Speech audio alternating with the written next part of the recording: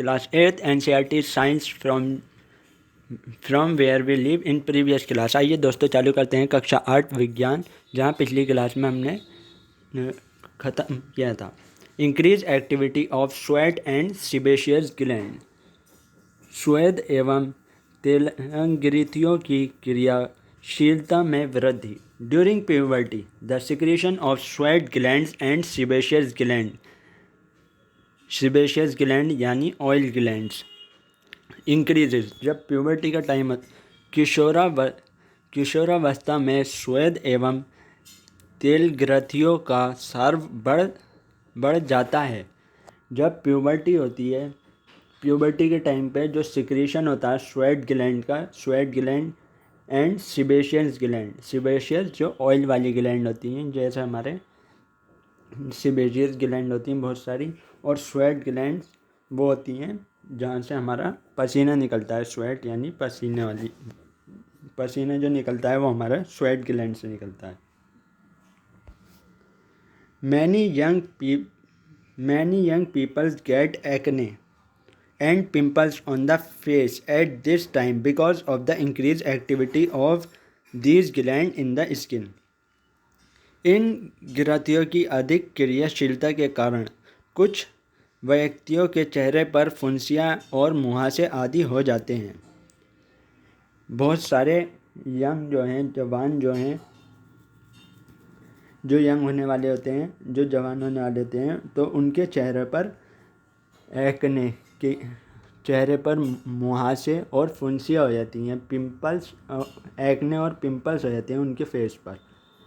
तो वो इन ग्लैंड्स की एक्टिविटी बढ़ जाती है। उस समय पर इन ग्लैंड्स की एक्टिविटी बढ़ जाती है जो कि हमारी स्किन के अंदर प्रेजेंट होते हैं, जो कि हमारी खाल के अंदर जो प्रेजेंट होती हैं ये ग्लैंड सीबेशियस और स्वेट ग्लैंड जो प्रेजेंट होती है, तो इनकी ये बढ़ जाती हैं, इनकी एक्टिविटी बढ़ जाती है, तो जिसकी वजह से मुहासे और फुंसी होती हैं। A few glands such as sweat gland, oil gland and salivary gland release their secretion through ducts. जो स्वेद ग्रंथि, तेल ग्रंथि तथा लार ग्रंथि जैसी कुछ ग्रंथियाँ अपना स्राव वाहियों द्वारा स्रावित करती हैं।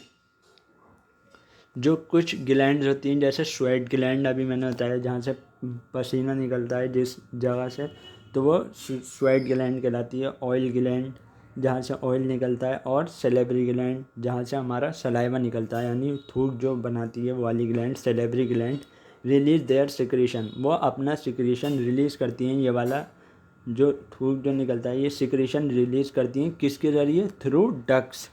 तो वो डक्ट्स के ज़रिए अपना सिक्रीशन रिलीज़ करती हैं। Endocrine glands release hormones directly into the blood stream.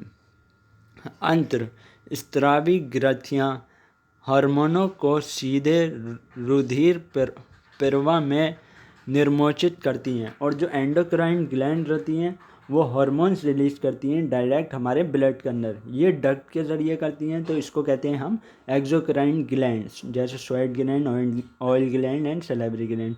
और जो हमारी बिना डक्ट के करती हैं, यानी जो अपने हार्मोन्स को रिलीज़ करती हैं ब्लड में, हमारे खून के अंदर, जो हमारी बॉडी के अंदर जो खून बह रहा है वीन्स में, आर्टरीज में, तो डायरेक्ट उसके अंदर ब्लड स्ट्रीम के अंदर जो ये डायरेक्टली रिलीज़ करती हैं, इसको कहते हैं हम एंडोक्राइन ग्लैंड। और ये जो होती हैं, so they are also termed ductless gland. तो इन्हें ये भी कहा जाता है डक्टलेस ग्लैंड। एंडोक्राइन ग्लैंड को, क्योंकि इसके पास डक्ट नहीं होती जैसे कि एक्सोक्राइन ग्लैंड में होती है, जैसे इसमें होती है थ्रू डक्ट्स के ज़रिए सिक्रेशन करते हैं, और ये नहीं करते। तो ये होगा हमारे डक्टलेस ग्लैंड, एंडोक्राइन ग्लैंड। इसलिए इन्हें नालिका वाहिन ग्रंथियाँ भी कहते हैं। So friends, thank you for listening. Do not forget to subscribe the channel World of Education.